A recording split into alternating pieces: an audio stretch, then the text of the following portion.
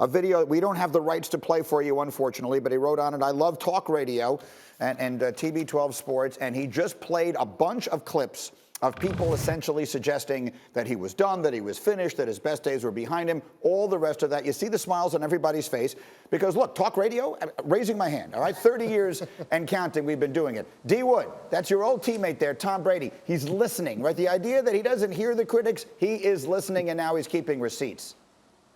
Well, first of all, TB12 has a great social media team because they've been putting out this type of content for a while. But it reminds me of when I played with the Patriots and Coach Belichick would be on the Stairmaster with this whole packet of clippings from news media, just all the things that were said, and he would be highlighting them to show us in meetings or night before a game. So I think Tom is very good at copying Bill Belichick in that manner.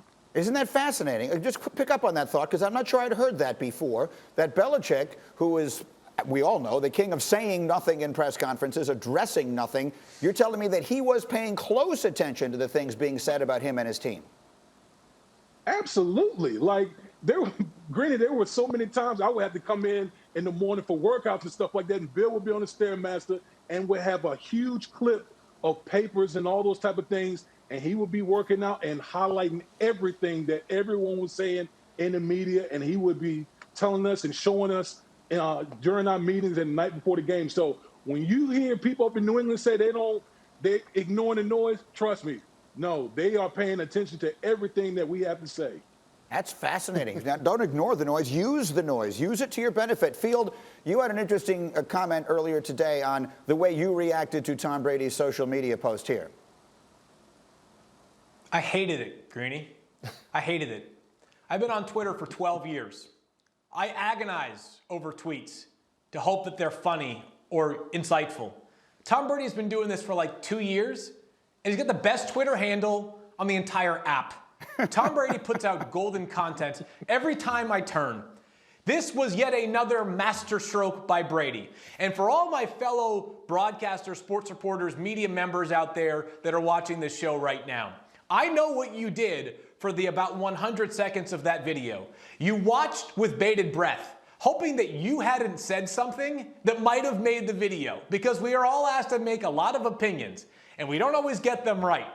But you're all sitting there nervous. I was nervous. I'm thinking to myself, did I say something along the way over the past 6 months that might have suggested Tom Brady had fallen off at all? Fortunately, I didn't make the cut, and I know now I will never, ever question Tom Brady. Let me say this quickly. As one who's been doing this a little longer than you, I bet you the number of people watching that hoping they were in the video was greater than the number of people watching it hoping they weren't. That is the reality of this business. Chris Canty, quick reaction. What'd you think of Brady? Well, listen, I wasn't with Field in terms of watching it because I wasn't one of the ones that was predicting Tom Brady's demise. That's right. I was going to be the last one to show up to that party. But good on Tom Brady for reveling in it, man. He goes down to Tampa in his first year winning the Super Bowl after everybody said he was washed up in his last season in New England. He should be able to enjoy this. So good on Tom Brady for trolling everybody. Heck yes.